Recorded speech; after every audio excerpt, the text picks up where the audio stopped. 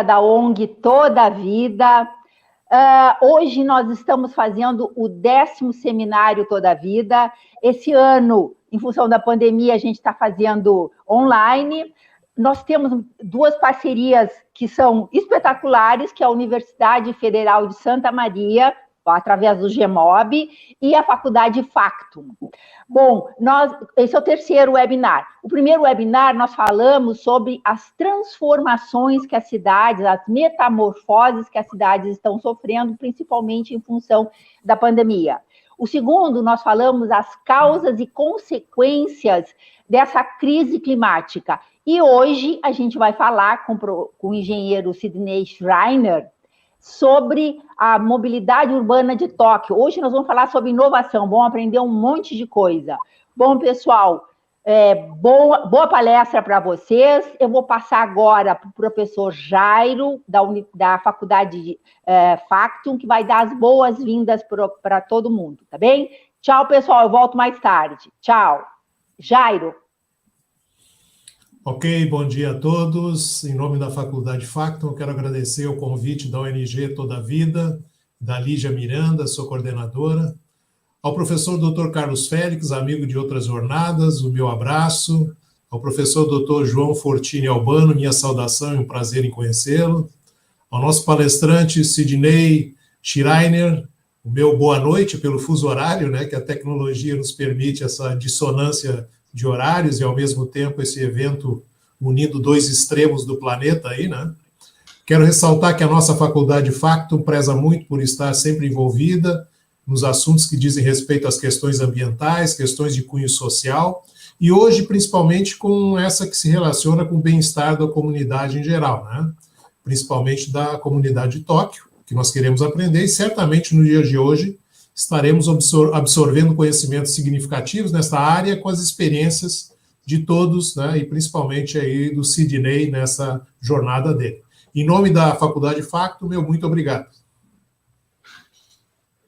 Olá, bom dia a todos, especialmente meu amigo Schreiner, o Sidney, nos permite essa aproximação. Obrigado aí, expresso minha grande alegria aqui junto com todos, né, e com o nosso grupo GEMOB, Departamento de Transportes da Universidade Federal de Santa Maria, todos os acadêmicos do nosso grupo lá, Factum, professor Jairo, a Marcele, a Bárbara e a Thaís, que sempre viabilizam toda a vida a nossa grande ONG aí, né, Lígia? Espetacular.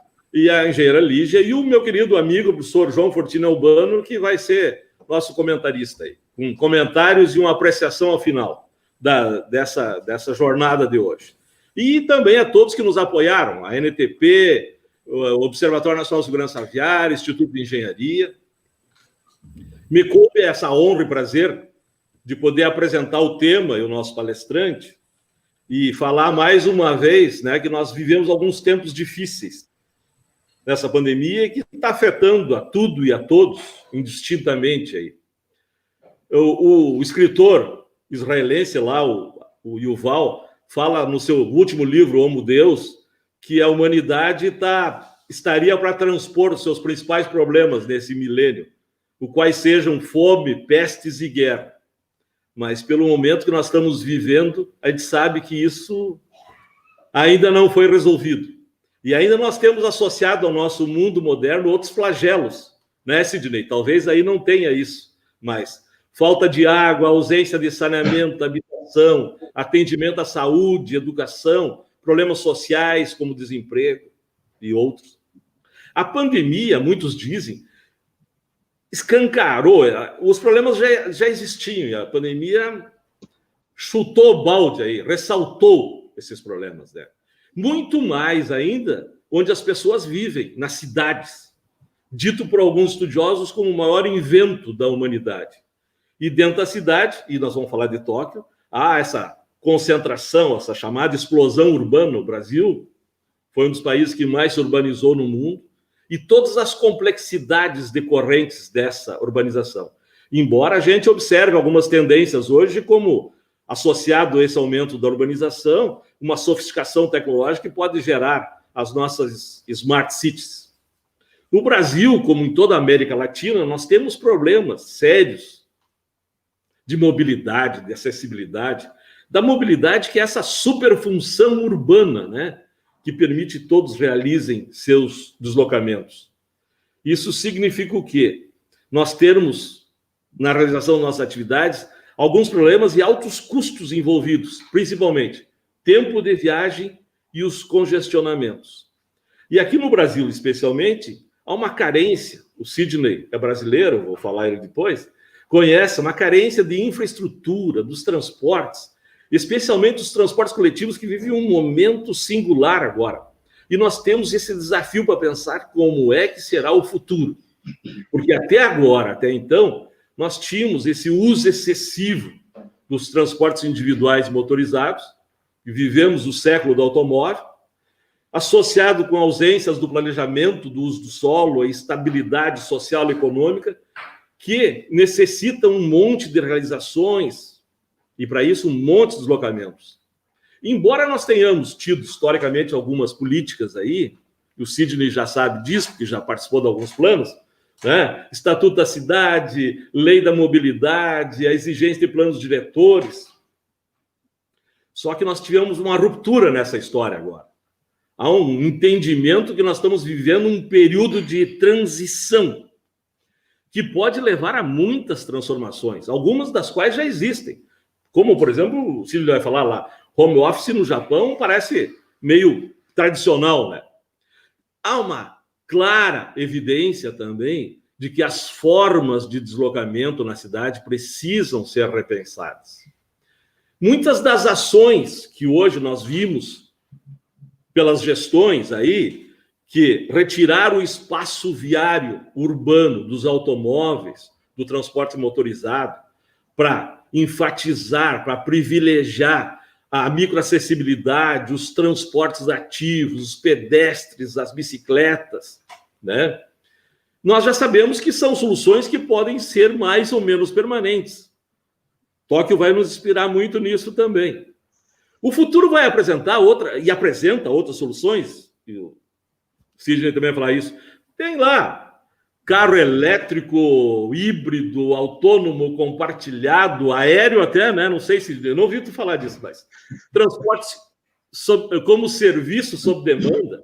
Então, minha gente, eu tenho uma alegria imensa de dizer que eu conversei com o Sidney para nós podermos ter esse olhar do outro lado do mundo, de um mundo que às vezes a gente nem imagina. Um olhar de inovação, um olhar de esperança, um olhar de futuro. E para isso, na minha conversa com o Sidney me falou, Tóquio é um grande laboratório de mobilidade urbana, onde desde há muito tempo, há décadas, vem sendo construído um dos sistemas de mobilidade urbana, e ele salienta, mais eficientes, inclusivos, seguros, sustentáveis. Olha só, nós temos uma visão pós-pandemia de que nós vamos ter que tratar as coisas do ponto de vista sustentáveis e do ponto de vista de justiça e igualdade social. Além disso, ele diz, Tóquio é um dos mais tecnológicos. Então, nessa apresentação do Sidney, teremos a oportunidade de ver em detalhes algumas das formas como Tóquio se desloca, como seus quase, ou já passou, 38 milhões de habitantes, né, Sidney? Tem acesso às oportunidades da cidade. Encerrando minha participação por este momento, eu quero agradecer muito, meu querido amigo, engenheiro Dr. Sidney Schreiner, que vem direto de Tóquio, do Japão. O Sidney, fiquei sabendo agora, morou até os 17 anos em Santa Maria, mas a história dele é longa nisso aí. Ele me disse que é cidadão do mundo. Até pouco tempo atrás, antes da pandemia, ele dizia assim, onde eu moro no aeroporto, né? Mas, bom, o Sidney é engenheiro civil, formado pela Universidade de Brasília, mestre e doutor em engenharia de transportes, títulos obtidos no Japão, pesquisador de pós-doutorado na Universidade de Kyoto. Ele é profissional que atua nas áreas, aí, como consultor na área de engenharia de tráfego, transportes, logística, foi diretor de planejamento de mobilidade urbana da Prefeitura do Recife, é isso? Estou certo? Exato. Hoje está residindo em Tóquio, e eu vou falar errado, mas me corrija aí, é Chief Modeling Officer, na Takumi Corporation Limitada, uma empresa japonesa de projetos de mobilidade. Paralelamente, é consultor do Banco Mundial para projetos de resiliência urbana e mitigação de impactos das mudanças climáticas, pesquisador visitante da Nihon University, em Tóquio. Imensa satisfação, prazer, bem-vindo e mais uma vez, muito obrigado. O show é teu agora, meu amigo.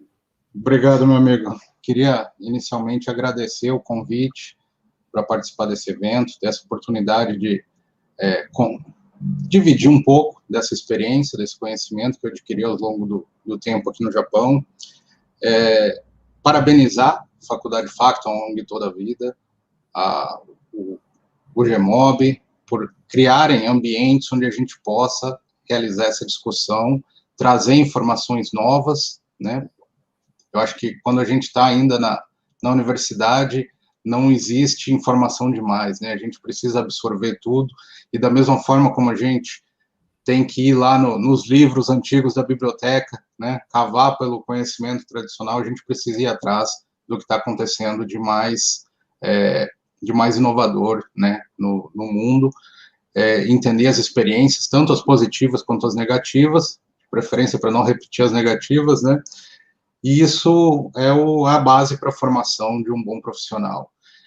Eu gostaria de começar falando um pouco sobre a minha trajetória, né? Eu fiz a graduação na Universidade de Brasília, e na Universidade de Brasília eu comecei a participar de diversas oportunidades onde eu fui do PET, eu acho que na UFSM tem PET também, né? Eu fui do primeiro ano do PET, faz tempo, e a partir daí comecei a trabalhar sempre com iniciação em pesquisa, acabei virando bolsista, né, do PET, fazendo trabalhos de pesquisa na universidade, e consegui, com esse trabalho, entrar em contato com profissionais da JICA, da Agência de Cooperação Internacional do Japão, que trabalhavam num projeto da UNB. A partir daí, eu ganhei uma bolsa de mestrado aqui para o Japão, vim através dessa bolsa do governo japonês, do mestrado fiquei para o doutorado fiquei para o pós-doutorado, e a coisa vai acumulando. Eu acabei ficando 8 anos aqui no Japão, de 2002 a 2010, voltei para o Brasil, fiquei 10 anos no Brasil, aí trabalhei um pouco em São Paulo, na prefeitura do Recife, e ano passado eu retornei ao Japão, fui convidado a entrar nessa empresa, e eu retornei para cá. Eu vou tentar, é muito difícil a gente entrar nos detalhes de como funcionam as coisas no Japão.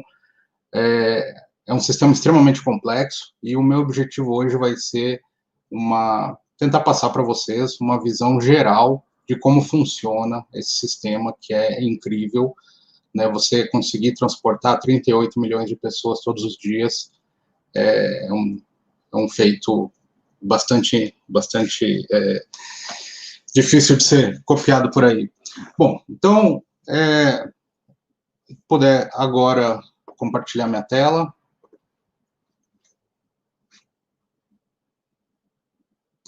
Aqui.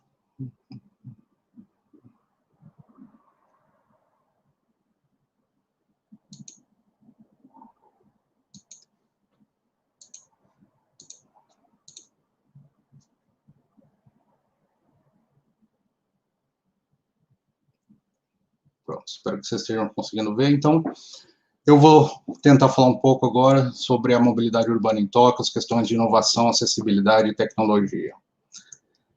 Só para a gente se localizar, né? Então, o Japão fica aqui, bem a leste na Ásia. Então, aqui tem o Japão, né? Ele fica ao lado nós temos aqui em cima a Rússia, Coreia do Norte, Coreia do Sul, China, só para localizar. Ele é composto de algumas ilhas. Tóquio fica nessa ilha principal, que chama Honshu, localizado aqui bem a leste do país. Então, normalmente a gente encontra muita informação sobre o Japão de uma forma geral. Hoje eu vou tentar focar um pouco sobre Tóquio. Então, Tóquio, essa área em laranja aqui, Tóquio oficialmente, né? Não existe o município de Tóquio. Tóquio é uma região metropolitana por excelência, composto de 23 distritos aqui e mais algumas cidades dessa parte mais extensa da região. Só que a área urbana da cidade já se integrou com esses essas outras regiões metropolitanas que existem no entorno. Então, nós temos o que chama de a grande área de Tóquio, que é composto de Tóquio, Chiba, Saitama, Kanagawa, pega um pouco de Yamanashi aqui também. Essa área ela tem 38 milhões de habitantes, isso corresponde a 30% da população do Japão, tá? 30%, quase um terço da população do país mora nessa região. Essa área tem em torno de 12 milhões de empregos, postos de trabalho, né? Então, é uma grande região produtiva. A taxa de desemprego no Japão como um todo, antes da pandemia, claro, estava em 2,5%. Essa região ela tem em torno de 1,8% de desemprego só. O PIB dessa região é de 1,8 trilhões de dólares. Para quem conhece o número, esse é o mesmo PIB do Brasil. Bom, se a gente olhar no mapa, na imagem de satélite do Japão, a gente vai ver essa grande mancha urbana, que é essa região, a grande região de Tóquio. E, só para efeito comparativo, se nós pegarmos aqui de um extremo ao outro dessa mancha urbana, nós temos 211 quilômetros. Isso é o equivalente, mais ou menos, para o pessoal do Rio Grande do Sul se achar melhor, de Lajeado até Cidreira. Então, você imagina uma cidade que vai de Lajeado até Cidreira, esse é o tamanho de Tóquio. É claro que a grande concentração da população, ela está nessa área central, né, onde nós temos algumas regiões que chegam a uma densidade quase de 50 mil pessoas por quilômetro quadrado. Tóquio, desde muito cedo, teve esse problema de concentração e já faz parte da política de desenvolvimento da cidade, tentar evitar, né, que essas viagens da parte mais externa da região metropolitana se concentrem aqui nesse miolo, onde tradicionalmente se localizavam os postos de trabalho. Então, desde, acho que uns 2 planos de desenvolvimento dessa região atrás, já se tem uma ideia de transformar a cidade numa cidade policêntrica. Então, quando se faz essa decisão, se leva em consideração o que vai ser o posicionamento desses novos centros, e isso foi decidido em cima do transporte público. Então, cada um desses novos centros, ele é, na verdade, localizado em cima de um nó do grande sistema de transporte de massa de Tóquio. Bom, e aí, queria falar um pouco sobre a estrutura urbana, né, e a relação dela com a mobilidade na cidade. A gente sempre tem essas visões de longe da cidade, a gente vê essa muito densa, muitas avenidas, vias expressas, e às vezes é difícil de observar, mas existe um planejamento na distribuição dessa área urbana, em que o objetivo é se tornar mais adensado e mais concentrado exatamente em cima dos grandes nós do transporte público. Então, é tentar diminuir a quantidade de pessoas afastada do transporte público, centralizar, concentrar não só as habitações, mas também os postos de trabalho. Isso normalmente é feito através da distribuição ao longo de uma linha de metrô, uma linha de ônibus, de VLT. Isso é uma coisa que eu vou mostrar.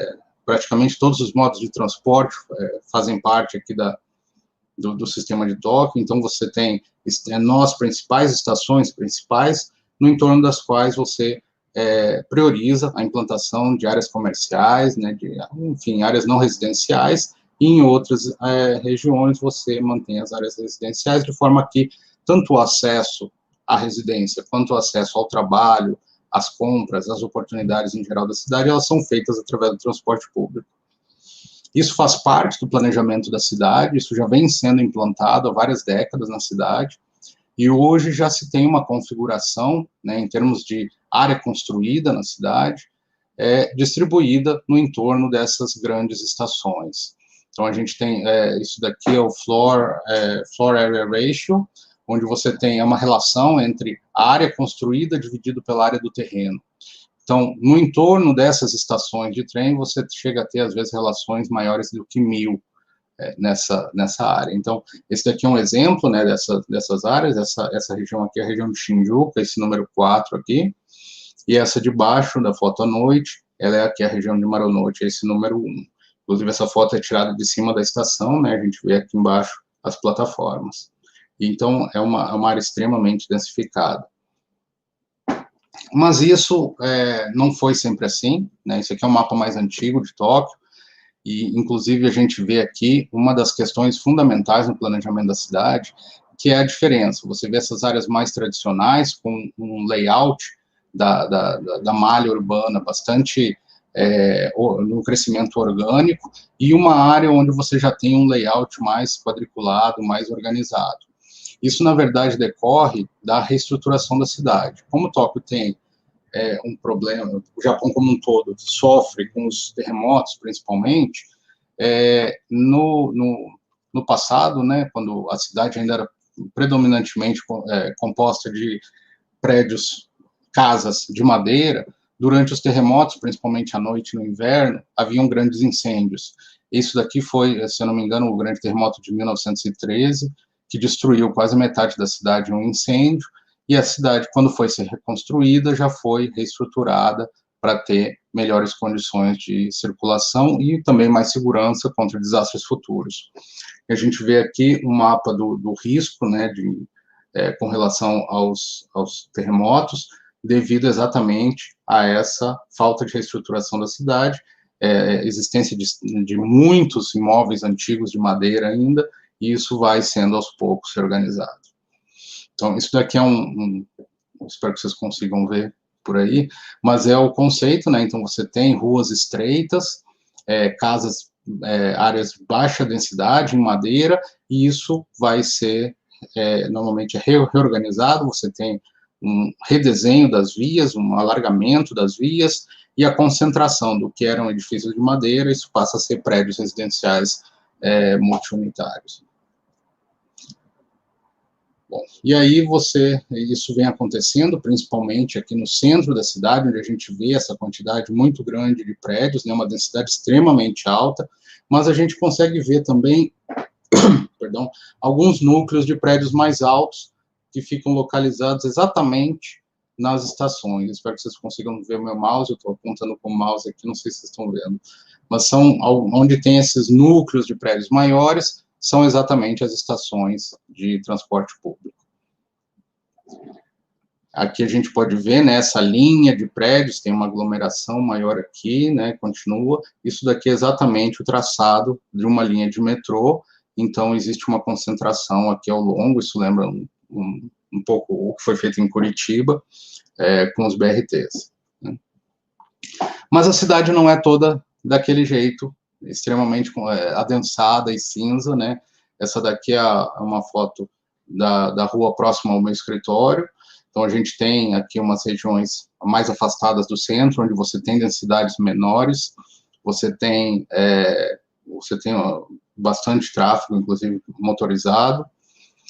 E quando você vai para as áreas residenciais, você ainda encontra essas vias que têm uma característica muito forte ainda do início da cidade. Tóquio começou a se formar por volta do ano 1200, 1300, e ela se tornou a capital do Japão em 1700, quando a capital foi transferida de Kyoto. Kyoto foi capital do Japão do ano 700 até 1700, aí foi transferido para Tóquio. Então, essas ruas ainda guardam bastante características daquela época. É claro que, ao longo do tempo, isso vai sendo transformado. A gente vê algumas coisas interessantes, né? Por exemplo, essas ruas locais, elas não têm uma calçada definida, mas isso não significa que o pedestre tenha menor prioridade aqui. A cidade, ela é muito impermeabilizada, né? Então, a gente vê as pessoas se utilizam do espaço público para ter as suas plantas, né, para fazer às vezes até a gente acha uma horta perdida por aqui.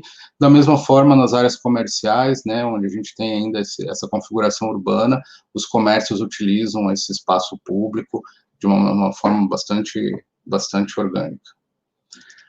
Aqui mais um pouco, né, a gente vê alguns prédios, ainda que tem muitos desses prédios, eles são bastante antigos, é uma evolução natural das casas, construção aqui no Japão é muito cara, então as pessoas, principalmente as pessoas mais idosas, elas vão deixando de atualizar suas edificações, e isso vai deixando com um aspecto assim mais velho, né, mais mal cuidado, mas a gente vê que eu sempre chamo a atenção, extremamente limpa a cidade, né. E a gente ainda tem, né, aqui várias edificações tradicionais de madeira. Essas casas normalmente têm 100, 200, 300 anos, né, às vezes até o pavimento ainda é o pavimento tradicional, original da cidade. Então, quando a gente pensa na mobilidade de Tóquio, pensa sempre naquela loucura das estações de metrô, mas a grande parte da cidade ainda é dedicada à circulação de pedestres. Algumas áreas já são mais renovadas, né, então a via já é um pouquinho mais larga, mas a gente vê que as edificações já sofreram atualizações, né. De uma forma geral, a gente tem uma qualidade de infraestrutura extremamente boa aqui, né. Mais um exemplo, né, dessa utilização do espaço público pela população. Nas áreas comerciais, você tem circulação de veículos de entrega no período da manhã, mas sempre muita gente andando durante o dia. Os rios, né, tem uma série de rios que cortam Tóquio, praticamente todos eles são utilizados para navegação. Não existe transporte público por rio, mas existe, sim, um turístico muito forte, e existe o transporte comercial. Esses barcos que vocês estão vendo, eles são todos restaurantes. Então, o Japão, de uma forma geral, tem uma cultura corporativa muito forte, e as empresas sempre realizam eventos, né, com as equipes, e normalmente é comum eles procurarem locais bem tradicionais para fazerem esses jantares, esses eventos, e esses barcos são sempre uma boa opção. Bom, falando um pouco sobre a mobilidade da cidade, então, a gente tem aqui algumas informações, né, sobre a distribuição modal em Tóquio. Em 1995, essa grande área de Tóquio, ela tinha em torno de 27% das viagens eram feitas por transporte público. Em 2008, isso aumentou para 33%, mas no núcleo de Tóquio, a gente já tinha em 95, 45% de transporte público. Isso em 2008 subiu para 52%. A gente tem, existe uma informação lá por 2016, eu já tinha passado, né, estava por volta de 52%, mas quando a gente observa os dados do centro, o CBD, o centro financeiro da cidade, a gente chega a ter utilizações de trem, principalmente, da ordem de 73%. Então, é um uso muito grande. A bicicleta ainda aparece, a caminhada 10%, o carro menos que a caminhada, isso é bem difícil da gente ver por aí. E interessante aqui no Japão é porque, diferente do Brasil, o ônibus não tem um papel principal no transporte público, né? Toda a estruturação do transporte público de Tóquio é feita por trilho, o ônibus é meramente um alimentador, e nessa área, principalmente, ele está em torno de 2%. Bom, eu vou começar a falar um pouco agora sobre cada um dos segmentos, né? Vou tentar mostrar isso rapidamente, é muita coisa, mas vamos lá. Então, vou começar pelos pedestres, né? E aí não tem como a gente não passar pelo cruzamento de Shibuya.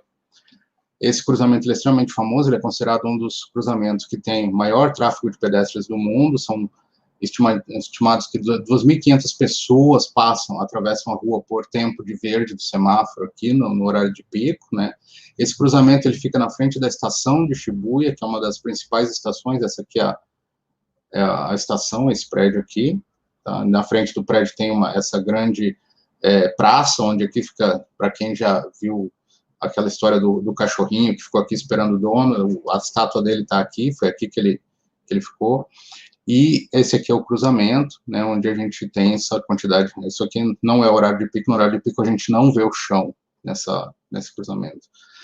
Não só nesse local, mas diversos outros locais na cidade, a gente tem vias que são completamente tomadas por pedestres, né, essa aqui é a Takeshita-dori, o paraíso de compras dos adolescentes. Isso daqui não é um dia especial, todos os dias são assim, né, principalmente finais de semana, onde as pessoas descem do metrô e circulam por essa região toda comercial a pé. Isso não é novo no Japão, né? Então, nas áreas mais tradicionais da cidade, a gente encontra ainda várias dessas ruas de pedestres. Isso aqui é uma rua, né, com o tempo provavelmente os comerciantes se juntaram e fecharam o teto aqui, transformaram isso numa galeria, e como antigamente as ruas eram muito estreitas, né, às vezes até dá a impressão de que é uma galeria, mas isso aqui é uma rua, e isso, durante o horário comercial, fica completamente lotado de pessoas, as pessoas que trabalham aqui em volta vêm para cá para comer, fazer compras de comidas, carnes, enfim. Mesmo nas áreas não tão tradicionais da cidade, a gente tem essa característica, né, das pessoas ocuparem todo o espaço público, e mesmo que a gente não tenha calçada, e a calçada, se tivesse, teria sido tomada aqui, né, pelos ocupantes aqui dos lotes, as pessoas circulam, e existe um extremo respeito dos motoristas com os pedestres aqui, né. Aqui outro exemplo, né, em outras áreas comerciais da cidade, onde simplesmente as pessoas tomam conta das ruas, é incrível a gente observar, elas realmente não estão preocupadas, ninguém olha para ver se está vindo o carro, não, inclusive os carros evitam de andar nessas ruas, porque já sabem que é muito lotado. Principalmente por conta da população do Japão estar num processo de envelhecimento muito rápido, tudo no Japão tem uma preocupação com acessibilidade. Às vezes, a preocupação é mais... você sente que existe uma preocupação em termos de acessibilidade muito mais forte por conta da população idosa do que pela população com alguma deficiência física. Mas, de qualquer forma, desde de crianças, eles são acostumados a ocuparem o espaço público de uma forma bastante diferente da nossa, né? Inclusive, isso é até famoso aqui no Japão, né, as crianças indo para a escola, elas, desde bem pequenas, bem novas, elas vão para a escola sozinhas, existe uma organização interna dos grupos, então, normalmente, uma criança mais velha vai sair, vai ir pegando, vai passar na casa das crianças mais novas e juntando o grupo, e eles vão em grupos para as escolas, né. O caminho das escolas, ele é completamente sinalizado, você tem diversas formas, inclusive os postes indicam que esse é uma rota escolar, e aí uma coisa que acontece, que é muito interessante, é que existe uma preocupação da própria população que reside, que trabalha, né, ao longo dessas rotas, de cuidar das crianças que estão andando ali. Naturalmente, existe toda uma preocupação também, né, com as pessoas portadoras de deficiência, então, praticamente em toda rua maior na cidade, nas calçadas, você vai ter piso tátil, você vai ter rebaixamento, acho que eu nunca vi uma esquina no Japão que não tenha rebaixamento, e você vai encontrar o piso tátil sempre conectando com a infraestrutura tátil do metrô, do transporte público de uma forma geral. Quando a gente chegar na parte das estações, prestem atenção, acho que em todas as fotos vocês vão ver o acesso para o piso tátil até o trem. Bom, aí passando um pouco para os ciclistas, né, então a bicicleta, ela faz parte da vida do japonês, eu não conheço nenhum japonês que não tenha bicicleta, não conheço nenhum japonês que não tenha usado bicicleta, eles vão para a escola de bicicleta, eles trabalham de bicicleta, eles se divertem de bicicleta. O japonês, ele é multimodal por natureza, então ele vai andar muito a pé, ele vai andar muito de bicicleta, ele vai usar o transporte público sempre que possível. Ainda assim, o Japão tem uma das maiores frotas de automóveis do mundo, mas eles usam o automóvel de uma forma mais sustentável do que a gente vê no Ocidente. Aqui eles começam a usar a bicicleta quando eles são crianças e eles não param, né? Então, a gente vê muito, muito idoso andando de bicicleta, eles ocupam as ruas, eles vão para todo lado de bicicleta, uma coisa incrível para quem está acostumado com o Brasil, chega a ser um susto quando você vê. Com relação à infraestrutura, a gente encontra algumas ciclovias, né, principalmente nas ruas que estão sendo reestruturadas. Lembre que eu falei que as vias estão passando por um processo de reestruturação, de alargamento, de redesenho viário. Normalmente, essas grandes avenidas, elas recebem ciclovias, existem vários padrões que são utilizados, mas a maioria das ruas em Tóquio, elas estão sinalizadas dessa forma, seria a nossa ciclorrota, né? Isso foi implantado agora há pouco tempo, é uma preocupação por conta das Olimpíadas. Mas, tradicionalmente, no Japão, os ciclistas andam na calçada. Então, até hoje, por mais que a rua esteja sinalizada, você encontra as bicicletas na calçada. E ainda existe toda a infraestrutura que é construída, né? As pontes, os viadutos, tem sempre uma ciclovia, e, principalmente, ao lado dos rios, eu não sei se vocês conseguem perceber, isso daqui é uma barreira contra a inundação, né, ao longo de um rio, e sempre em cima dessa barreira você vai encontrar uma calçada, uma ciclovia. E eles usam bicicleta em família, eles usam a bicicleta carregando coisas, eles usam a bicicleta de terno e gravata, carregando. Eu ainda não desenvolvi a habilidade de usar o guarda-chuva andando de bicicleta, mas eles conseguem fazer isso. No centro da cidade você encontra, principalmente os jovens, utilizando a bicicleta para fazer suas viagens locais. Normalmente eles vêm de metrô até o trabalho, e a partir daqui eles têm uma bicicleta aqui só para fazer o que eles precisam aqui nessa região. No Japão, todas as bicicletas são registradas, existe seria a placa da bicicleta, né? Você tem, quando você compra a bicicleta, ela recebe esse selo está registrado, seria no equivalente do CPF aqui. Então, por falta de outra atividade, a polícia adora fazer blitz de bicicleta, né? Então, aqui está escrito que eles estão fazendo a blitz, conferência, né, da bicicleta. Então, eles param os ciclistas, conferem pelo rádio quem é o dono, checam o documento da pessoa, como se fosse uma blitz de carro no Brasil, só que para bicicleta. E a polícia também usa a bicicleta aqui, é muito comum a gente ver essas patrulhas de bicicleta. As bicicletas são, interessante, elas são todas equipadas, tem lugar para colocar um cacetete, tem essa caixinha para guardar documentos, bem adaptada para eles. E, claro, eles fazem a fiscalização do estacionamento da bicicleta em local proibido. O estacionamento de bicicleta no Japão é um problema, né? Diversos locais são proibidos, praticamente na frente de qualquer loja você sempre vai achar muitas bicicletas. Inclusive existe um famoso emprego que os idosos desempenham aqui, que é o arrumador de bicicleta. Então ele vai passar o dia inteiro aqui organizando as bicicletas para elas não atrapalharem os pedestres.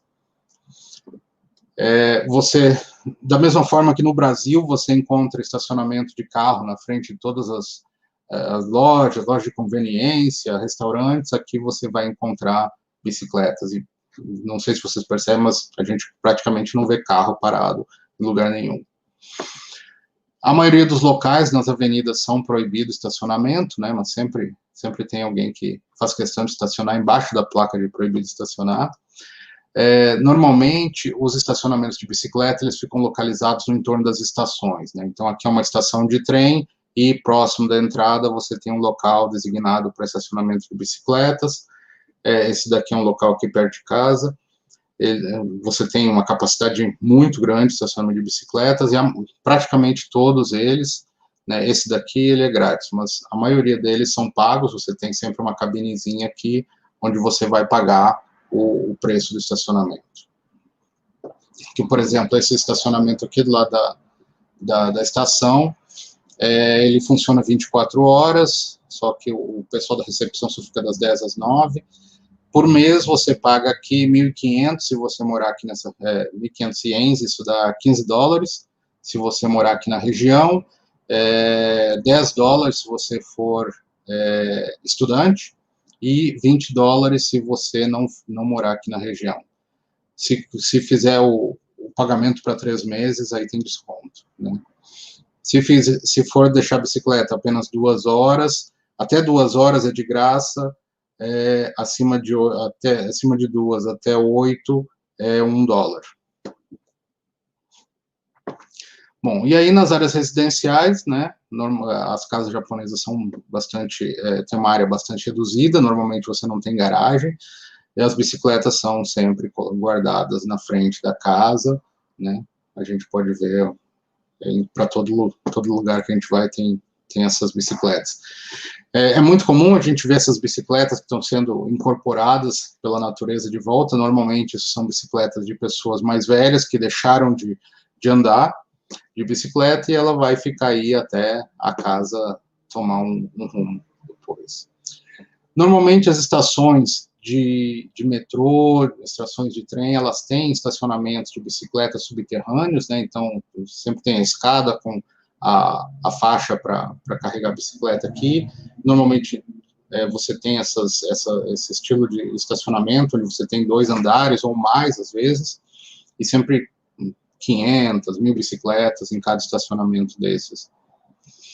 Existem algumas novidades que eles tentam utilizar aqui, né? Isso você encontra principalmente no centro, nas regiões mais centrais da cidade, onde o espaço é mais disputado. Esse aqui é um exemplo de um estacionamento subterrâneo, onde você tem um sistema automatizado em que você chega, coloca a bicicleta aqui e ela vai ser colocada pelo sistema, vai ser armazenada aqui no subterrâneo, você ganha um ticket, e quando você voltar, você passa o ticket no leitor de código de barra e ele traz a sua bicicleta de volta ali. Existe isso de forma portátil também, para eventos, para locais temporários que sejam necessários. Então, esse daqui é um exemplo, né, de estacionamento temporário de bicicleta, onde você, com um caminhão, carrega toda essa estrutura e funciona de forma similar, só que manualmente, né? Então você leva a sua bicicleta, coloca ali embaixo e ele vai ter um elevador que vai levar ela até o local onde ela vai ficar armazenada. Bom, aí a gente passa para o transporte individual motorizado.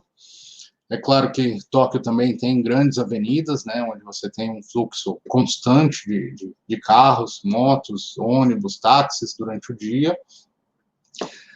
O que não é de se estranhar, já que o Japão tem uma grande quantidade de montadoras, né, algumas das maiores do mundo estão aqui, mas a gente percebe, né, já pelos dados, de que a venda de carros no Japão tem caído muito, principalmente a de carros tradicionais, está aumentando o que chama aqui de mini carros, que são carros que têm um uso de espaço menor.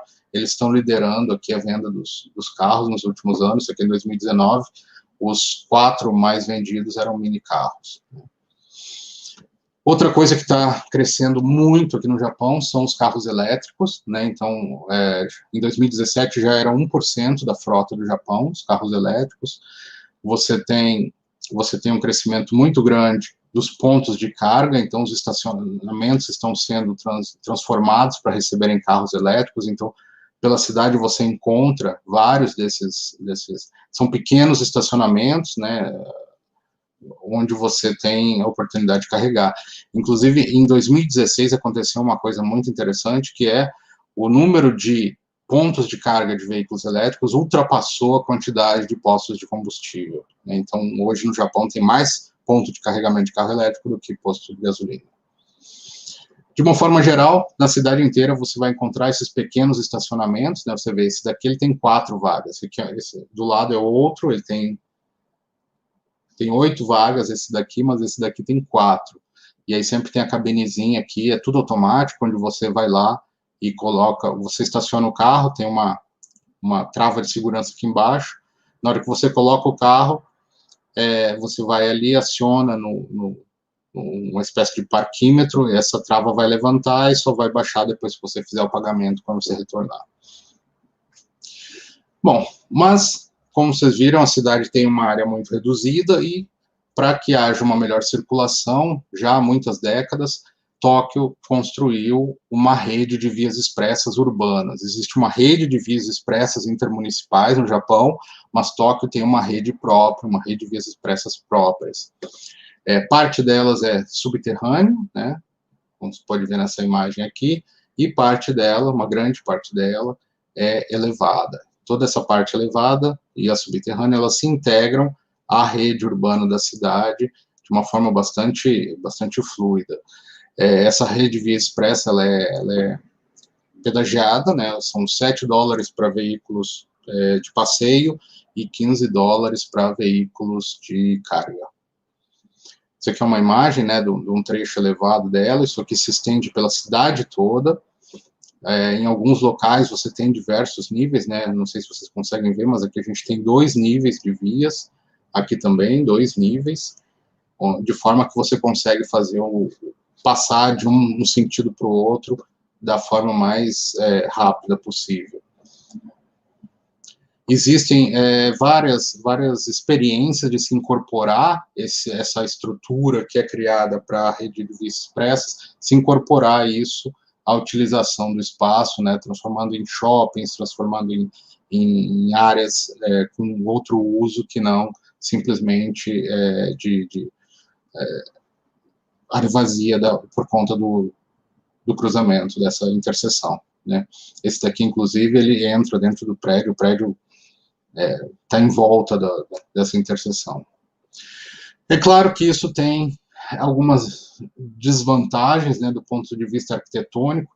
Por exemplo, isso aqui é um local famoso em Tóquio, onde você tem 3 níveis de vias que se encontram, então praticamente você não consegue ver o céu aqui. Isso se estende pela cidade como um todo, né? Tóquio ela tem uma área reclamada do ar muito grande, essas vias expressas conectam todas essas áreas. Praticamente sempre onde a via expressa passa de um lugar para o outro, você tem também aqui os trilhos, né, que é uma ponte de trilho, exclusivamente, e elas compõem uma infraestrutura única de transporte. Um outro ponto interessante que eu gostaria de chamar a atenção é essa ligação que existe de um lado ao outro da Baía de Tóquio, onde ela é feita metade por uma ponte, metade por um túnel embaixo do mar, né? É a Aqualine. Ela é pedagiada também, $30 para você passar por aqui. E, como parte, Tóquio ainda não terminou de construir sua infraestrutura, está em plena expansão. Tóquio está, nesse momento, construindo, né, finalizando, ainda não está construindo ainda, os 3 grandes anéis viários, para os quais foram construídos TBMs, né, no Brasil a gente chama de tatuzão. Esses, se eu não me engano, tem 8 desses agora em operação, na construção desses anéis viários. Eles são especiais, eles são bem maiores, acho que tem mais do dobro da área de um TBM de metrô convencional. E, por incrível que pareça, com tudo isso, a gente ainda tem uma quantidade de acidentes muito reduzida no Japão, né? Isso vem caindo aqui ao longo dos anos, né? Eles têm um registro desde 1950, e aí, lá desde mais ou menos 2010, esse número vem caindo. Então, tem 400 mil acidentes, 8 mil pessoas vítimas fatais nesses acidentes. Desculpe, 3 mil alguma coisa aqui, né? E é interessante observar que existe um dado que mostra que uma grande parte desses acidentes, eles envolvem pessoas com 65 anos ou mais, né? Mais da metade dos acidentes são por conta de motoristas idosos. Existe hoje toda uma tentativa de se diminuir a quantidade de motoristas idosos. Os últimos acidentes de grandes proporções que aconteceram aqui, ficou evidente que houve um problema de imperícia do motorista, decorrente da idade, e, em função disso, existe uma política de se reduzir a quantidade de motoristas idosos. E é interessante salientar que aqui no Japão, depois que você faz 65 anos, para você dirigir, você precisa colocar esses adesivos no carro, para indicar já para os outros motoristas que eles precisam ter um pouco mais de atenção. Da mesma forma, no seu primeiro ano de carteira de motorista, você tem que usar esse adesivo aqui para alertar os outros motoristas que você não tem experiência ainda. Bom, em função disso e do desenvolvimento, né, da tecnologia, os veículos autônomos aqui no Japão estão sendo pesquisados de forma bastante agressiva, principalmente pelas universidades. Isso daqui é um teste, é uma área de testes de uma universidade em Chiba, onde você testa veículos autônomos, levando em consideração a passagem de trens, pedestres, todas as situações de conflito que possam existir. A grande diferença aqui no Japão é que existe uma tendência de se utilizar o transporte autônomo para transporte coletivo, e não o veículo individual. Então, a gente não está falando de Tesla, né, são ônibus, vans autônomos que vão fazer o transporte coletivo, de forma autônoma, dentro de estratégias de Mobility as a Service, ou seja, de complementação de sistemas integrados, multimodais, principalmente como fazendo a última milha do transporte público. Então, aqui são algumas imagens, né, dessa área de testes. Então, tem vários tipos de veículo, carros de passeio, ônibus, inclusive veículos sobre trilhos sendo testados de forma autônoma. E, no ano passado, começaram os testes de rua dos veículos autônomos aqui em Tóquio. Então, existem algumas áreas que foram definidas para isso, e você tem já a oportunidade de utilizar esses veículos, né, ver como é que funciona. É claro que, como ainda são testes, sempre tem um motorista ali de prontidão para assumir caso alguma coisa dê errado, né. Então, principalmente por conta das Olimpíadas, começou a ter uma série de testes, diversas empresas colocaram veículos na rua. Isso parou agora em decorrência da pandemia, mas eu acredito que logo deve começar novamente. Bom, eu estou com o meu tempo no limite, mas vamos dar uma corrida aqui. Eu queria falar de transporte público, então, só para vocês terem uma ideia do tamanho do que a gente está vendo aqui. Esse é o metrô de São Paulo, acho que vocês já devem ter visto por aí, e esse é o mapa dos trilhos de Tóquio. É uma diferença brutal, né? Até a gente se pergunta, poxa, mas a gente consegue andar nisso daqui? Depois de alguns anos morando aqui, a gente se acha bem nisso aqui tudo. Mas eu conheço muitas cidades no mundo e eu não conheço nenhuma cidade que tenha a rede de transporte em trilhos que Tóquio tem. Aqui em Tóquio tem diversos tipos de veículos, né, sendo utilizados, diversos tipos de trem. Cada operador, você tem, às vezes um operador tem diversos tipos de veículos andando. Isso daqui é uma linha de superfície, né, essa daqui também. Essa daqui é a linha circular que existe em Tóquio, a Yamanote Line. Esse daqui é uma linha de superfície também. Esse daqui é o metrô Ginza, é o primeiro metrô do Japão. Eles reformaram as estações e eles mantiveram a cara do trem original lá de, se eu não me engano, 1925, alguma coisa assim.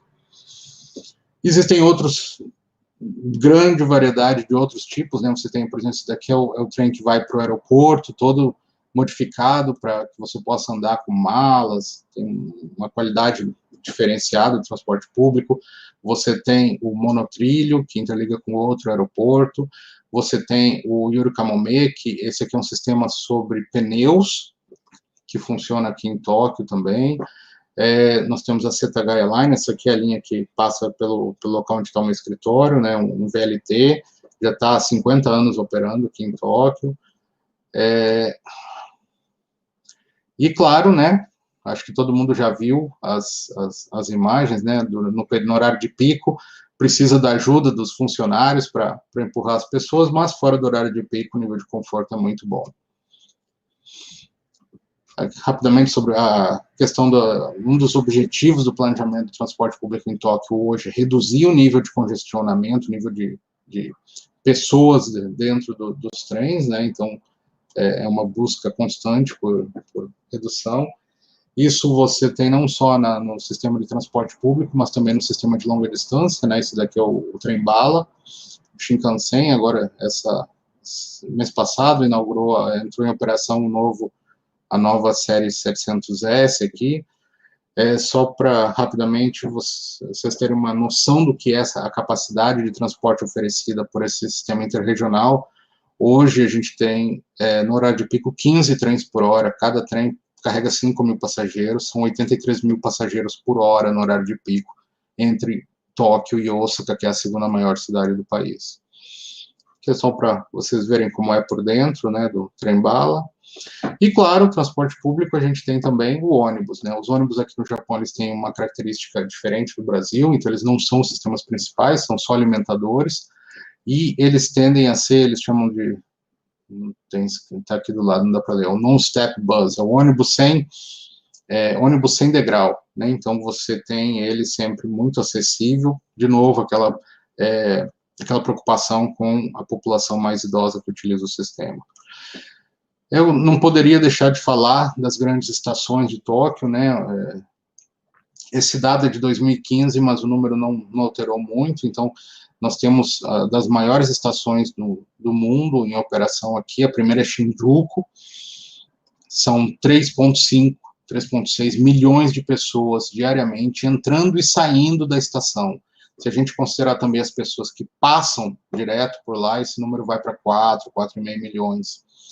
Isso é equivalente à população da cidade de Berlim, né? Então, nessa estação passam 11 linhas diferentes de trem. A segunda é Ikebukuro, com um pouco menos, 2.600.000 pessoas, que é equivalente à população da cidade de Chicago, com 11 linhas passando. Isso aqui é em Osaka. A quarta é Shibuya, que é aquela do cruzamento que eu mostrei para vocês, 2,3 milhões de pessoas. Tem uma população igual a Nagoya, que é a terceira maior cidade do Japão, né, com 8 linhas passando, e assim por diante. A estação que tem a maior quantidade de linhas em atendimento é a estação de Tóquio, por onde passam 1,2 milhões de pessoas, tem 15 linhas passando por lá. Isso daqui é para vocês entenderem, né, tentarem pelo menos, essa daqui é a estação de Shinjuku, é aquela que eu falei que é a maior do Japão e do mundo.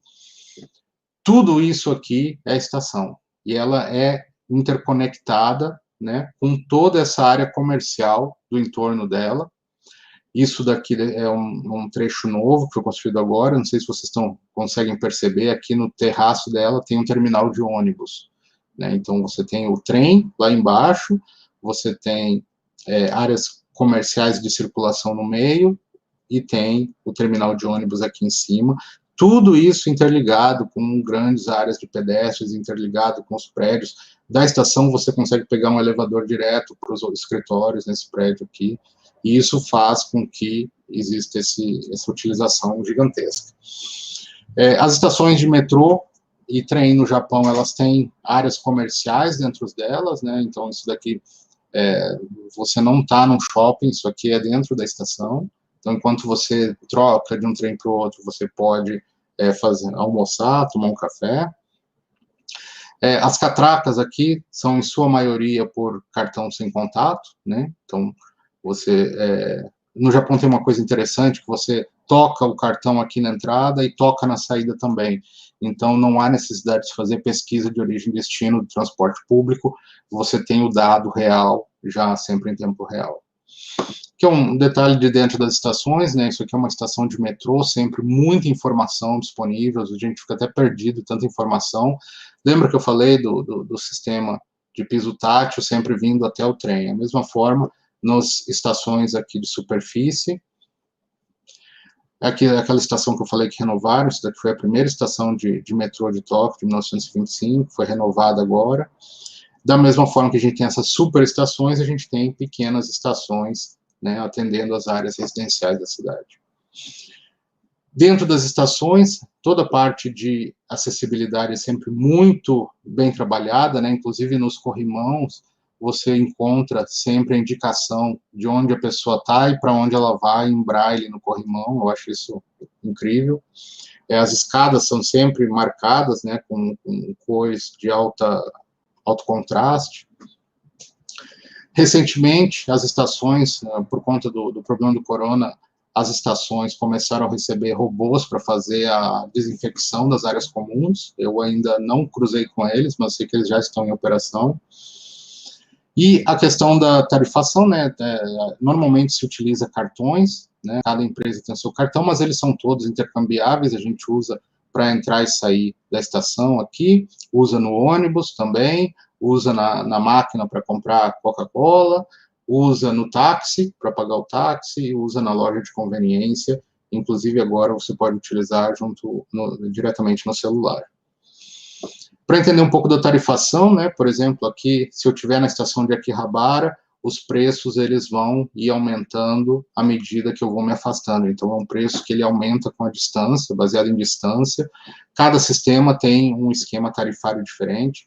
Esse daqui, se vocês dividirem por 100, ele vai dar mais ou menos o preço em dólar. Tá? Não há subsídio no transporte público no Japão. As empresas privadas, não tem sistema público aqui, todas as empresas são privadas, e elas recebem não só a linha para fazer na hora da concessão, mas também uma região em torno da linha para fazer o desenvolvimento comercial e imobiliário. O que acontece? Você consegue manter né, isso daqui é a quantidade de trilhos que vem sendo aumentado na região de Tóquio depois do ano 2000, então isso não para, está sempre crescendo, nunca vi essa cidade sem obra. E quando você olha para as empresas que operam os sistemas, você vê que sempre tem os itens, o transporte não é a única fonte de receita da empresa. Então, você tem transporte, imobiliário, vendas, hotel e lazer, todas as empresas, isso aqui é uma empresa, Kintetsu, essa aqui é outra, Tokyu, todas elas têm sempre uma série de investimentos, uma série de fontes de receita além do transporte. Então, o transporte público no Japão, ele não vive exclusivamente de tarifa. Isso permite com que não haja subsídio público. Por exemplo, na Tokyu, que é uma das maiores empresas de operação de metrô aqui, o transporte, né, a tarifa, corresponde a 42% da receita da empresa. 41% vem de receita imobiliária e várias outras fontes. E se você olhar a quantidade em metros quadrados de área comercial que em cada estação que essa empresa tem, é incrível a quantidade de comércio que eles coordenam. Bom, eu vou pular essas partes. Bom, isso aqui é interessante vocês verem como isso cria esses eixos, né, de infraestrutura na cidade. Então, você tem aqui o trem urbano, o trem intermunicipal, Shinkansen, você tem uma via local, você tem o monotrilho, e você tem a via expressa, né? Então, se a gente fosse fazer uma avaliação de qual é a capacidade de pessoas transportadas num eixo desses, é uma coisa incrível. Bom, então a gente tem hoje um transporte público, em termos de inovação, né? Se fala muito do conceito do MaaS, e isso no Japão já está sendo aplicado, de forma que várias empresas estão se organizando. Você tem a JR, que é a Japan Rail, que originalmente era do transporte intermunicipal e do transporte sobre trilho, se juntando com a JAL, que é a Japan Airlines, a Times é uma operadora de estacionamento, a Docomo Bike Share. A Docomo é uma empresa de telefonia, que entrou agora na parte de compartilhamento de bicicleta, e elas estão trabalhando juntos para fazer sistemas que possam oferecer para as pessoas o deslocamento porta a porta, seja de onde for até onde for, pagando uma tarifa num sistema só, onde você não precisa ficar trocando de sistemas ao longo do seu trajeto. Bom, transporte de carga, né? Você imagina que uma cidade desse porte precisa de muito deslocamento de carga urbana. Então, dentro desse sistema de vias expressas da cidade, já é previsto, em alguns locais, áreas específicas para a implantação de terminais logísticos de interface com o intermunicipal e terminais logísticos urbanos. Isso já faz parte do planejamento da cidade. Tradicionalmente, no Japão, você já tem um transporte, principalmente de comida, muito, muito intenso, né? Isso já há várias décadas. Eu acho incrível esse negocinho que eles têm. Aqui dentro tem um amortecedor. Então, você coloca o prato com comida, com sopa, desce essa capa aqui, e isso segura. Então, a bicicleta vai para lá e para cá, e não vira nenhuma comida. Isso daqui deve ter 50 anos, essa tecnologia. E hoje a gente vê muito, são essas motinhos, né, que tem uma capacidade de carga relativamente grande, né, aqui, e a gente vê muito também bicicleta, carregando cargas urbanas aqui para todo lado. Um exemplo famoso que existe são as vendedoras de Yakult, né, que circulam pela cidade inteira carregadas de Yakult, entregando nas residências que fazem assinatura do sistema. Isso daqui deve ter décadas que funciona assim em Tóquio. De novo, né, aquelas motinhas que eu avisei. Uma coisa que eu acho interessante é que o sistema de despacho de cargas urbanas no Japão é tão eficiente que as pessoas, normalmente, elas não levam a mala com elas para o aeroporto. Eu vou viajar daqui para Osaka, um dia antes eu despacho minha mala para o aeroporto aqui, eu já despacho para o aeroporto em Osaka, ou já despacho para o hotel onde eu vou ficar em Osaka, quase todo mundo faz isso. E existe chama Takubin, que são os serviços de entrega urbana aqui do Japão, né? E eles têm pequenos armazéns espalhados pela cidade inteira. Então, eles fazem o transporte entre os armazéns nos caminhões, e do armazém para o destino final, eles fazem ou nos carrinhos, circulando pelas calçadas, ou nas bicicletas, circulando pelas ruas. Começou agora também esses pontos de entrega de mercadorias, então muitas pessoas trabalham o dia inteiro, não estão no horário que as entregas são feitas, não estão em casa, então elas podem pedir para entregar num sistema desses. O serviço de entrega vai escolher uma dessas portas, colocar a mercadoria, registrar o código, e eles informam o código para a pessoa vem aqui de madrugada. Essa foto foi eu que tirei na loja de conveniência aqui perto de casa, fica aberto 24 horas. Também aqui perto a gente já tem sistemas exclusivos da Amazon, por exemplo, né? Então o nível de compras que está sendo feito está tão grande que a própria Amazon está colocando esses pontos de entrega nas lojas de conveniência. A loja de conveniência é a base de todo o comércio local do Japão. E a gente está vendo vários testes, né, de novas tecnologias. A Rakuten é um site de vendas, seria equivalente ao nosso Mercado Livre no Brasil. Então, eles estão testando entregas com drones, com esses carrinhos feios para danar. Eu ainda não vi esse daqui na rua, só vi esse daqui eu já vi. Que estão sendo utilizados para fazer o teste de entrega autônoma de mercadorias. Inclusive, eles têm um veículo grande porte aqui, né, que está sendo feito. Não sei como é que esse negócio vai pousar, não entendi ainda como é que isso vai funcionar. A JAL, a Japan Airlines, está testando esses mini helicópteros para entregar cargas expressas pela cidade. E o que eu acho um tiro de bazuca para matar um mosquito, entrega de jornal utilizando drone, né? Já começou aqui. Você tem serviços especiais. Quando você assina o jornal, você paga um preço a mais, o seu jornal vai ser entregue por um drone. Bom, aí para finalizar, a questão do uso de Big Data, né, eu acho que é o que está acontecendo de mais interessante aqui no Japão, é a utilização dos dados, principalmente de telefonia, para você entender o movimento das pessoas e, a partir daí, fazer o planejamento da mobilidade. Veja que a última pesquisa Origem Destino, feita no Japão, a amostra tinha 1.300.000 pessoas. Então, é absurdamente caro. Eles estão procurando uma forma de parar de fazer a pesquisa OD dessa forma, e estão indo na direção do uso dos dados de telefonia, né? Então, as próprias empresas já estão construindo suas próprias aplicações a partir desses dados. O próprio cartão que se usa para fazer os pagamentos, você tem não só a informação de onde entrou no sistema e onde saiu, mas também de onde você fez compras, qual o táxi que você pegou, e isso está sendo utilizado. Está ocorrendo de forma bastante intensa também os desafios, né, para utilização de dados abertos, de forma a incentivar a participação da sociedade nesse desenvolvimento todo. Foi interessante agora com a questão da pandemia, né, a utilização desses dados para fazer o rastreamento das pessoas que estão se mostrando infectadas, para determinar onde foi o ponto da infecção e tentar controlar melhor esse problema. Bom, e aí tem uma série de estudos em desenvolvimento, né, orientados ao planejamento urbano, planejamento de mobilidade, através de dados de celular.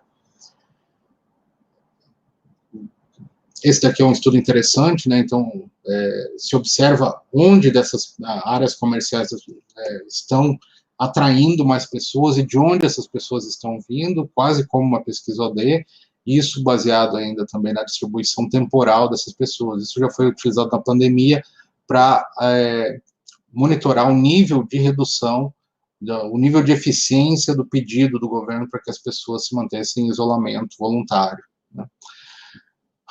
Obrigado pela atenção, desculpem, eu excedi um pouco o tempo. E agora eu gostaria de voltar para o professor Carlos Félix. Olá, meu amigo. Olha, eu acredito que, como todos, ficamos maravilhados. Você falou que poderia falar 5 horas. Você está entrando quase na madrugada. Eu te diria que eu viria muito mais tempo, meu caro Sidney. Ficamos encantados. E eu fiquei, porque é uma mudança. É uma mudança. Agora, frente a essa mudança que você tão bem explicou e concatenou os assuntos e mostrou a importância de nós vislumbrarmos um futuro possível, eu acho que dificultou um pouco os comentários do meu querido amigo lá, professor Albano. O senhor, professor Albano.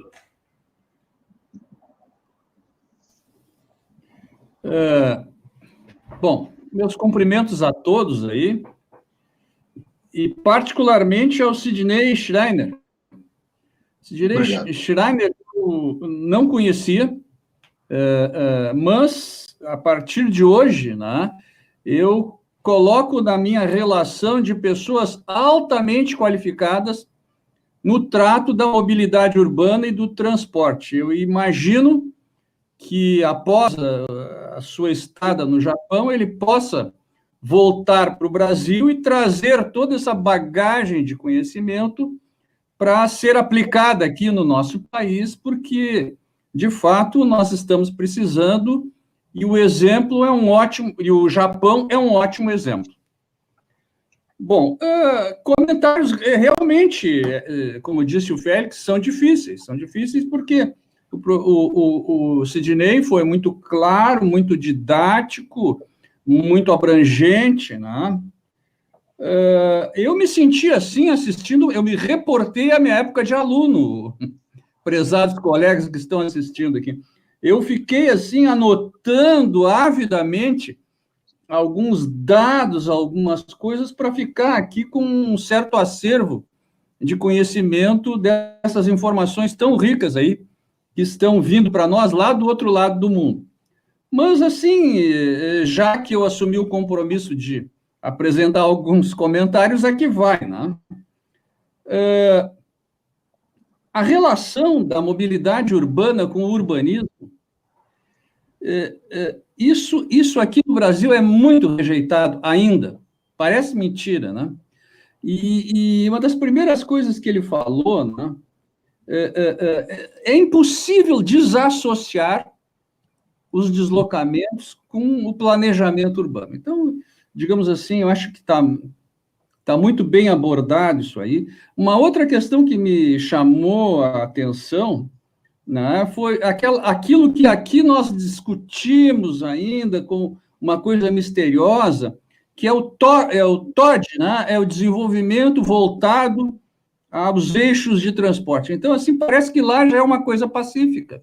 Aqui tem ou ali, né, em Curitiba e tal, mas assim, ó, o que o pessoal diz? Estão querendo autorizar a construção de espigões junto aos eixos e tal, né? E aí continua o operário morando na periferia, fazendo seu transporte de ônibus, levando um tempo maior de deslocamento.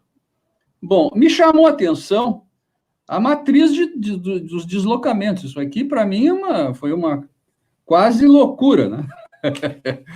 Tá? 9% de carros, 9% de carros. Olha, se eu contar, ninguém vai acreditar, vou ter que citar a fonte, né? Trem, 73%. Mas isso, assim, é muito emblemático, eu diria, né?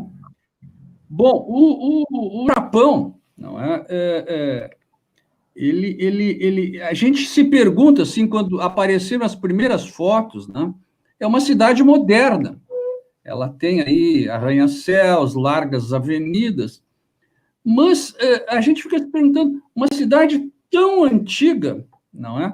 Como é que ela se transformou, assim, numa cidade tão moderna? Então, penso que os bombardeios da Segunda Guerra Mundial, penso que um terremoto que aconteceu na década de 20, se não me engano, não é? Isso aí colaborou, desmanchou parte da cidade. Aí, bom, já que nós temos que reconstruir, vamos reconstruir tudo moderninho aqui, bonitinho e tal. Isso tem o lado ruim, não é? Que foi a devastação, mas tem o lado bom, que a reconstrução se deu sob um conceitos mais atuais, né? Bom, uma frase me chamou muita atenção, que eu anotei aqui e vou citar bastante. Diz assim, ó, o japonês é multimodal por natureza.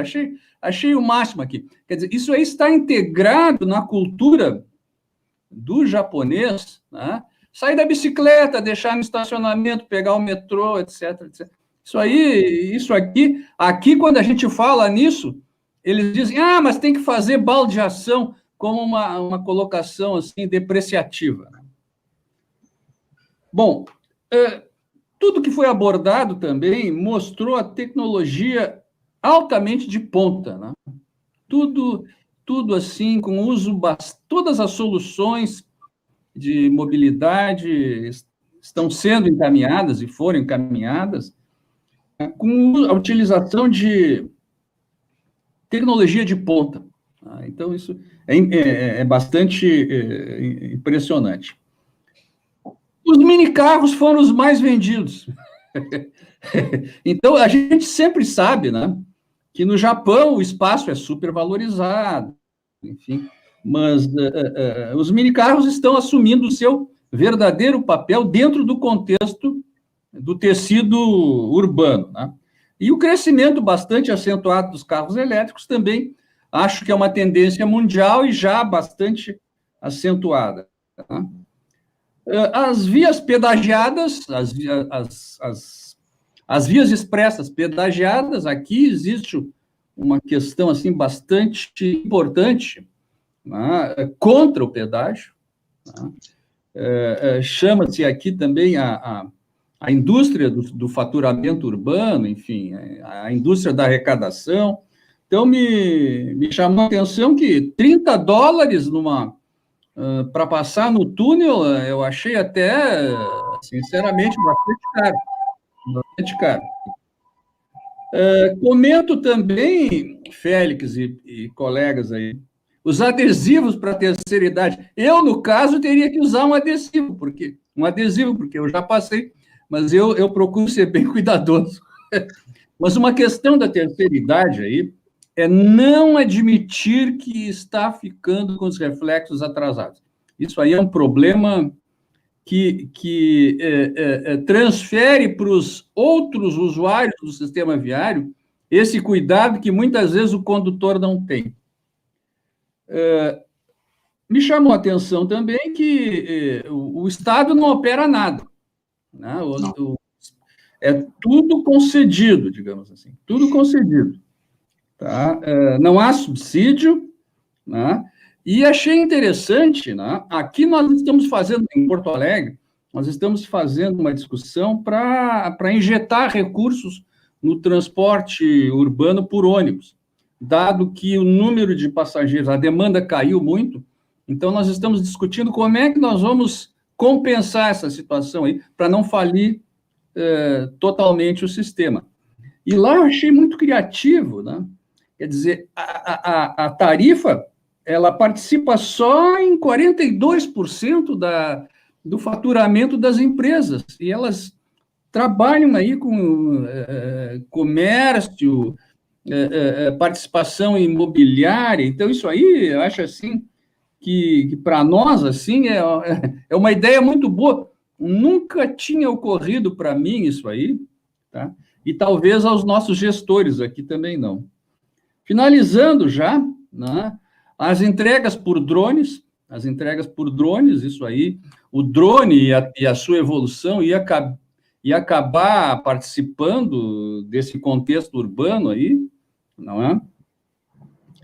E os dados de telefonia para planejar a mobilidade, isso aí também já se usa alguma coisa aqui para saber se o pessoal está ficando em casa durante a pandemia e tal, mas assim... isso aí sendo usado de uma forma bastante intensa. Então, assim, encerrando, que eu já sei também que o meu tempo não era muito, mas esses comentários, assim, na verdade, eles procuraram fazer uma síntese do que o Sidney Schreiner contou para nós, foi uma coisa absolutamente rica, não é? e mostrando aí que existe muita lição, muita experiência no Japão a ser transmitida por nós. Uma coisa que eu queria falar, né? E as motos?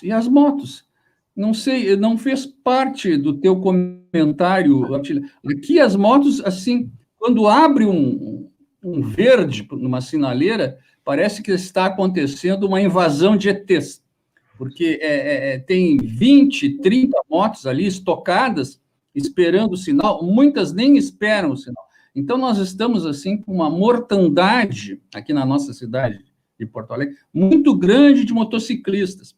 E você não fez nenhuma menção, assim, pelo menos mais aguda, à utilização de motos como transporte individual e também como ele é utilizado aqui no Brasil como entrega de comida, essa coisa toda.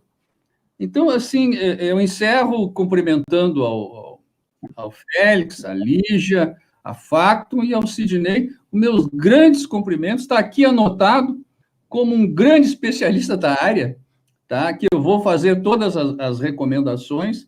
Espero que tu venha para o Brasil, né? Aplicar todo esse aprendizado, toda essa cultura de mobilidade que tu estás acumulando aí ao longo da tua vida. Muito obrigado pela oportunidade de participação nesse encontro.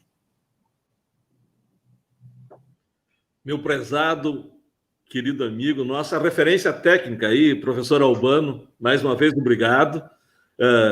Eu fico muito feliz de saber das referências. Eu vou aproveitar o seu comentário e dizer o seguinte: eu tenho uma lista de comentários aqui, e como eu comentei antes, eu quero falar da Suzana, da ONG Toda a Vida, que diz: cada minuto foi precioso. Nós temos comentários só elogiando. A Alessandra, lá, engenheira da EPTC, fala o seguinte: eu quero às 5 horas também. E há uma solicitação aqui, meu caro, que a gente faça uma segunda edição disso. Então, muito, muito obrigado. Por favor, se você puder falar sobre o que o professor Albano falou, eu fico realmente muito grato, antes de nós chamar a Lígia. Não, eu agradeço a atenção de todo mundo, fico muito feliz que tenha tido uma repercussão tão positiva. Realmente, o tempo é apertado. Se eu entrar em detalhe em qualquer um desses tópicos, a gente vai até amanhã conversando. Só para tocar nesse assunto, eu não falei da moto, porque a moto, prioritariamente aqui, a gente vê ela no âmbito da carga urbana, né? Como eu mostrei, aquelas motinhos ali com espaço para carregar carga. Você vê, dependendo da região da cidade, você vai encontrar muito aquelas lambretinhas, né? Utilizada principalmente pelos homens mais novos, mas é sempre num deslocamento mais curto, porque você não pode estacionar em qualquer lugar. Normalmente você nem tem estacionamento para motos, né, pela cidade. Você tem aqueles pequenos estacionamentos para carros e às vezes tem uma vaga de moto, 2 vagas de moto. Então, normalmente o que acontece é quem tem uma moto maior, né, vai ocupar uma vaga de carro, mas não é muito comum de se observar. E realmente, se você comparar a participação da moto no volume total de tráfego, comparar o Brasil com o Japão, aqui a gente diz que não tem moto. Mas você observa, sim, muito pouco, mas tem. Em Tóquio, né, se você for para fora dessa área, mais para o interior, aí você vai ter um uso muito maior do automóvel, da moto, né, porque o transporte público fica menos denso. Bom, a questão é o tempo aí. Eu me baseio no... Tu quer antes da meia-noite acabar, né? Da meia-noite aí, né? Obrigado, meu querido Albano. Agora eu vou chamar a Lígia, presidente da Toda a Vida, aí, para os seus comentários, Lígia. Mais uma vez, obrigado pela parceria. Nós é que agradecemos. Bom, primeiro, como eu disse para vocês no início, eu tinha certeza que a gente ia aprender um monte. Muito obrigada. A Sidney foi O que o Albano falou, todos nós aprendemos muito. E vou te dizer uma coisa, como é professor, né? O Albano foi meu professor. O Albano fez um resumo da tua palestra que eu fiquei babando. Eu digo, oh, mas que belo resumo! Que coisa boa ser professor e ter toda essa orientação, né? Foi excepcional. Adorei o resumo, Albano. Bom, eu tenho uma pergunta para ti que eu acho que vai ser muito interessante. A gente sabe que para essas inovações todas, e tu é um especialista em inovação, está se pensando muito na tecnologia dos 5G. E a tecnologia do 5G é micro-ondas, é como se fosse um micro-ondas. Eu já li vários artigos dizendo do problema seríssimo para a saúde das pessoas e dos seres vivos de forma geral, com essa tecnologia. Simplesmente muda o DNA, só isso, né? O 5G. E as pessoas estão baseando todo esse desenvolvimento tecnológico, que é super importante, que também vai salvar vidas, óbvio, a medicina vai usar muito, mas para que usar uma tecnologia que ela, por um lado, ela ajuda, por outro lado, ela causa uma grande destruição? O que tu acha disso, Sidney? Bom, 5G já está em operação no Japão desde março, se eu não me engano. Todos esses sistemas de veículos autônomos, eles já se baseiam nesse sistema. Eu não estudei a fundo ainda isso, né? Meu tempo é limitado, até tenho interesse em ir, mas não consegui ainda ir atrás disso. Eu sei que é um sistema diferente, né? Tanto que os celulares convencionais não conseguem utilizar essa banda, precisa de um celular apropriado para isso. Eu realmente não tenho fundamentação técnica suficiente para dizer se eu concordo ou discordo. Eu só fico feliz que o Japão tem a tecnologia própria e não está participando dessa discussão estranha que nós estamos vendo aí, que entre diferentes países, um forçando o outro, né? Eu acho que pronto. Minha opinião nesse momento é que a discussão que está sendo colocada em nível político sobre essa tecnologia, ela supera a discussão técnica com relação à saúde. Eu acho que ela vai dar mais problema no curto prazo do que a questão da interferência, né, dessas micro-ondas no organismo. Mas, realmente, aqui já está em operação, está em ampla expansão, eu acho que é um caminho sem volta. Então, nada mais certo do que a gente se inteirar sobre quais são realmente os efeitos. Eu, tão cedo, não vou mudar meu celular para o 5G, então tem um tempo ainda para a gente descobrir o tamanho desse problema. Bom, eu queria já me despedir, dizer que, em nome do Toda Vida, agradecemos muito a parceria com o GEMOB da Universidade Federal de Santa Maria, meu amigo do coração, o seu Carlos Félix. Agradeço muito ao Albano, outro amigo que eu amo de paixão, meu professor, e ao Sidney, que deu um show. Muito obrigada, em nome de Toda a Vida, eu agradeço a todos, e curta uma página do Toda a Vida, porque vai estar lá toda a webinar, e vocês podem fazer perguntas que a gente manda para o Sidney, ele responde, a gente responde ali na página do Toda a Vida. E até o 4º webinar, pessoal. Muito obrigada a todos os participantes. Tchau. Obrigado, Lígia. Eu também quero manifestar aqui. Tu quer falar alguma coisa, finalizar aí, Sidney? Fica à vontade antes de nós encerrarmos. Não. Pode ficar à vontade, por favor. Mais uma vez, meu querido amigo Sidney, não faltou vontade, tanto minha quanto tua, de vir até Santa Maria, até o Rio Grande do Sul. Faltou um pouco de recurso aí para nós ter trazido lá, quando tu estava no Recife, né? Custava cara a vinda e a minha ida também, então sabe como é que é. Bom, mas aprendemos muito, verdade. Eu fico realmente muito agradecido a você pela tua disponibilidade, pela tua tranquilidade, pela didática com que nos apresentou.